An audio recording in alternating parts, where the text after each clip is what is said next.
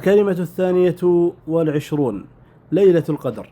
الحمد لله الذي من علينا بمواسم الخيرات وما تفضل به من جزيل العطايا والهبات، والصلاة والسلام على عبده ورسوله محمد أفضل البريات، وعلى آله وصحبه ومن تبعهم بإحسان ما دامت الأرض والسماوات، وسلم تسليما كثيرا. أما بعد، ففي هذه العشر المباركة ليلة القدر التي شرفها الله على غيرها ومن بها على هذه الأمة وخصها بالذكر في كتابه الكريم، فقال: إنا أنزلناه في ليلة مباركة إنا كنا منذرين فيها يفرق كل أمر حكيم أمرا من عندنا إنا كنا مرسلين رحمة من ربك إنه هو السميع العليم.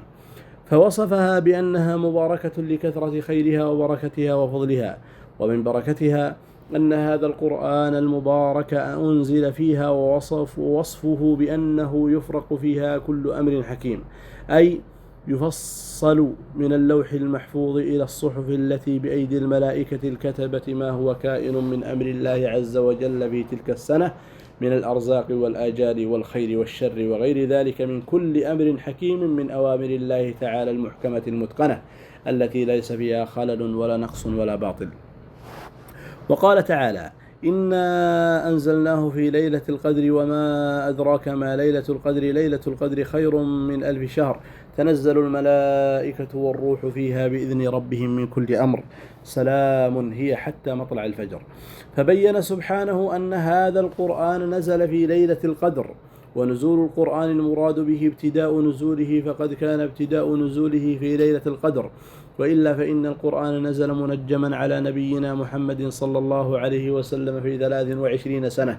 وقيل إن المراد نزوله من اللوح المحفوظ إلى بيت العزة في السماء الدنيا والأول أظهر. والقدر بمعنى الشرف والتعظيم، أو بمعنى التقدير والقضاء، لأن ليلة القدر ليلة شريفة يقدر الله تعالى فيها ما يكون في السنة ويقضيه من أموره الحكيمة المحكمة.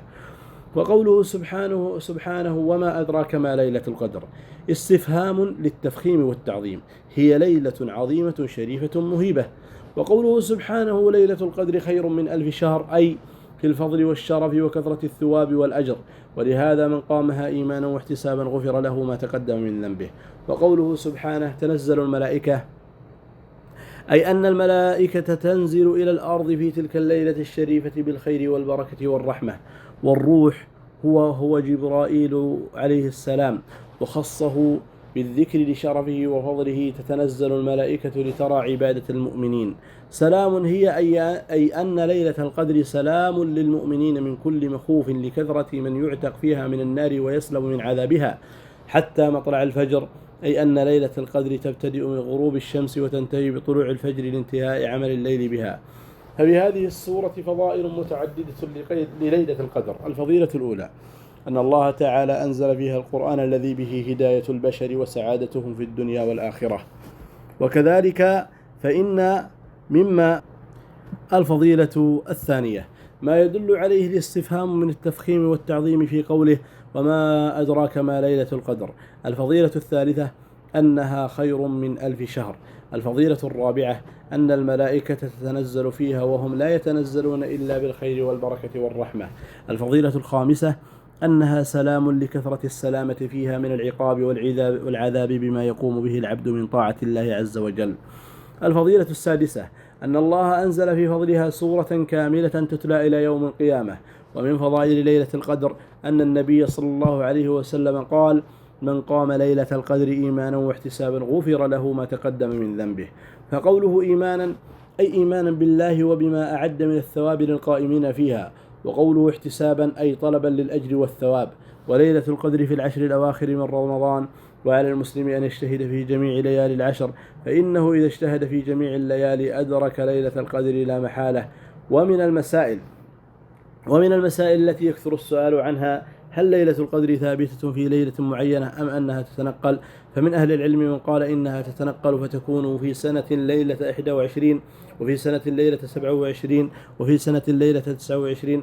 وذهب أكثر العلماء إلى أن ليلة القدر ثابتة في ليلة معينة، وأنها لا تتنقل، ولأن ليلة القدر إنما اكتسبت شرفها وفضلها بنزول القرآن فيها. إنا أنزلناه في ليلة القدر، إنا أنزلناه في ليلة مباركة والقول بالتنقل ينافي هذا المعنى. أرأيت يوم عاشوراء اكتسب شرفه لأنه يوافق اليوم 10 من شهر محرم، وهو اليوم الذي نجى الله فيه موسى، فلا يمكن أن تتنقل. وهكذا بالنسبة أيضا لليلة القدر اكتسبت شرفها بنزول القرآن فيها، فلا يمكن أن تتنقل لأن القرآن نزل في ليلة واحدة. ومما يدل لهذا القول أن النبي صلى الله عليه وسلم أري هذه الليلة ثم أنسيها، ولو كانت تتنقل لكان لما أنسيها في ذلك العام أخبر بها في العام الذي بعده في الأعوام المقبلة، فهذا دليل على أنها لا تتنقل. ففيه قولان، فمنهم من يقول بأنها تتنقل ومنهم من يقول بأنها لا تتنقل، ولكن على المسلم أن يجتهد في كل ليالي العشر، وخاصة الليالي الوترية، وخاصة ليلة 27. أيها الإخوة، إن العمل الصالح في ليلة القدر خير من العمل في 1000 شهر، و1000 شهر تعادل 83 سنة و4 أشهر. فمن وفق للعمل في هذه الليلة فقد وفق لخير عظيم. عمل في ليلة هي سويعات خير من العمل في 1000 شهر. فمن وفق لليلة القدر فكأنما أضاف لعمره عمرا مديدا. وقد ذكر أن النبي صلى الله عليه وسلم أري أعمار الأمم السابقة فوجد أنها طويلة وأنهم يعيشون مئات السنين، ونوح لبث في قومه 1000 سنة إلا 50 عاما. وأما أعمار أمته فمتوسط أعمارهم ما بين 60 إلى 70، فكأنه تقاصر أعمار أمته فأعطي أمته هذه الليلة سويعات يعملون فيها أعمالا صالحة يكون العمل فيها خيرا من العمل في 1000 شهر. اللهم وفقنا لليلة القدر، واجعلنا ممن يفوز فيها بجزيل الثواب وعظيم الأجر. اللهم اجعلنا ممن يقوم ليلة القدر إيمانا واحتسابا. وصلى الله على نبينا محمد وعلى آله وصحبه وسلم.